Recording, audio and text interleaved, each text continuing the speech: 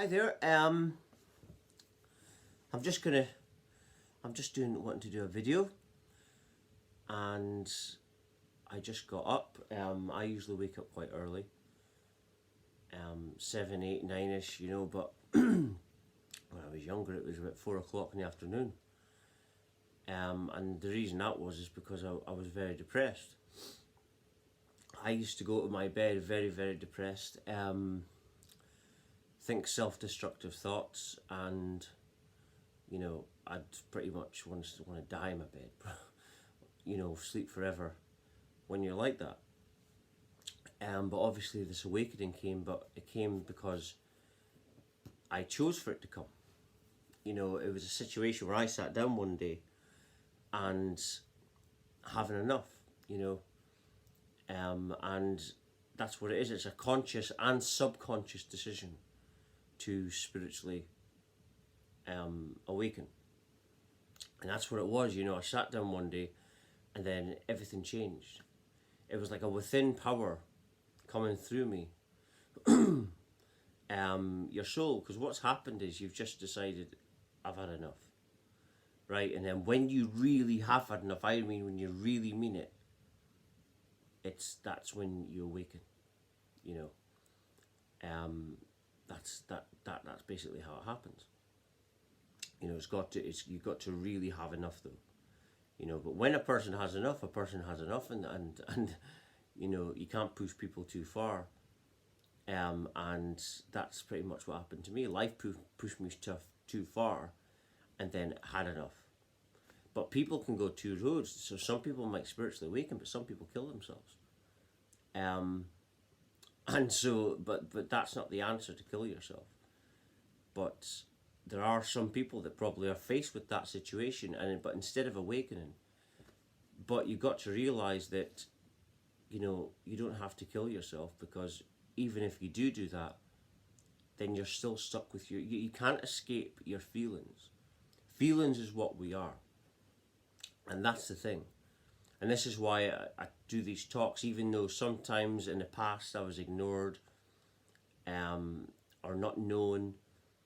And the reason I do it, there's still on Facebook, for example, hardly anyone seems to, or I would say ignored rather than not known about me.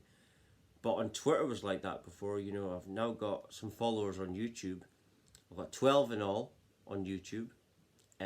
But there was nothing. It's at one stage.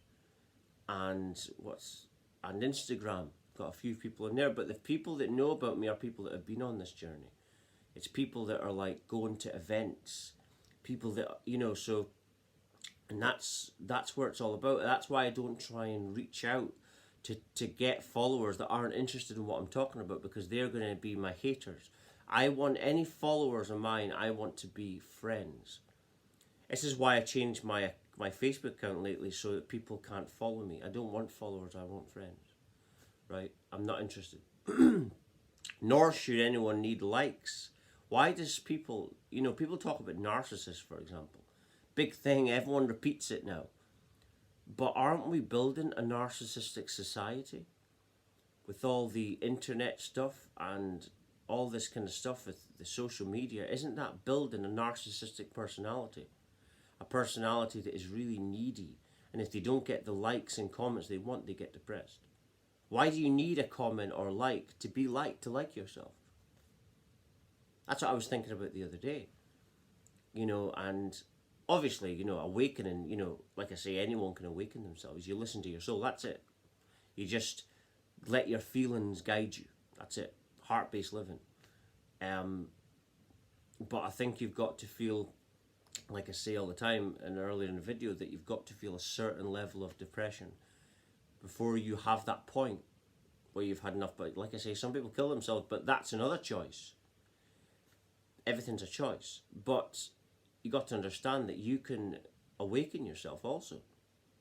Like I say, you can, that's what happened to me. It was a case of letting your soul lead the way. And that's all awakening is. Just let your heart speak guide you. That's the only truth. I was watching a video yesterday by Steve Jobs on YouTube just when he was dying, and he said that he asked himself this question, that if he was dying tomorrow, would he be happy with his life? And that's a good question to ask yourself. And if you're not changing, most people are living a life that they're not actually happy with. You can't tell me that people are happy going to a job that they don't really like. They don't really like the people. I mean, it's a self-destructive thing what people do to themselves. And if you were to ask yourself, are you doing what you really want? If you were dying tomorrow, would you really want to do that? The answer, would be no. You're not doing, you know what your heart would tell you to do. So that's all Awaken is. It's just, basically having enough and going within and saying, right, I've had it now. That's all it is. And yeah, you can imagine I must have been very, very, very depressed before reaching that point. But like I say, there's some people that do kill themselves. They go the other way, you know.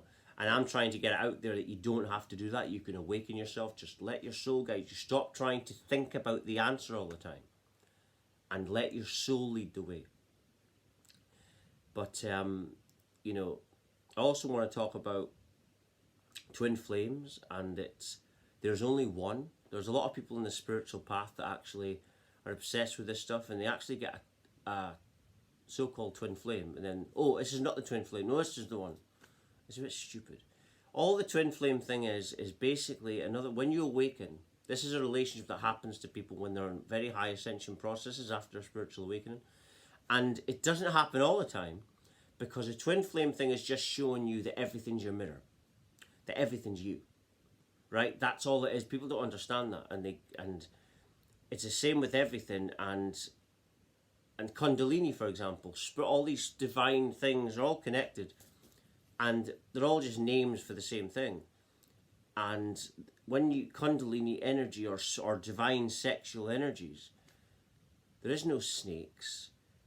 Everything is just symbology. When people draw things from years ago, it's just symbology. Everything's symbolic of something, of what they were trying to say. But these energies are like when you get an energy awakening, they're examples, showing you an example of what you can ascend toward, and you can have it all the time. So when you get the energy awakening and you're getting this loads of energy for about a week or something, that's just showing you what you can have. Eventually, because everything's frequency, so once you ascend to that level, it's like my energy now is a lot different to when it was when I first had the awakening, or before it.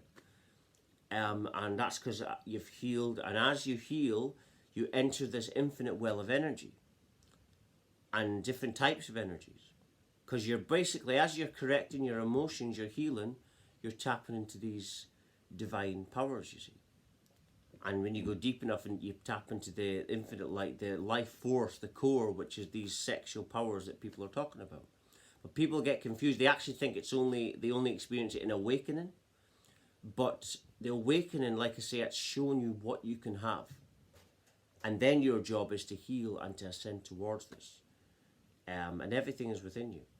You know, everything starts from nothing, so that means you're the one infinity. It means there is no other. Right? That's what I realised when I had this awakening, that everything starts from nothing, meaning that it's still nothing. That nothing must be a type of awareness, so it's just an infinite. That's all. That's what oneness means. It means that you're the one infinite nothing, and that there is no other. And nothing also means infinite ideas. So that means that infinite, if I can think of an idea of me in a parallel universe, that means that because you're dealing with infinity, infinity means infinity has run itself infinitely, an infinite number of ideas. So that's like scientists are very into the parallel reality thing. Well, that's why that's possible, because if you're dealing with infinity, that means you're dealing with infinity possibility ideas. That means every idea and possibility has been tried and tested an infinite number of times. So that's why this is perfect, because it's been happened an infinite number of times, see. That's why thoughts are possible, because they're already thoughts that you've had before. There's no time of nothingness, you see. There is no dimensions, no form, no nothing, just awareness. If everything nothing, then all you can have is, if you're aware, you're aware. But it's just a dream. But I'm just going to end it there. Thank you very much for watching. Thank you.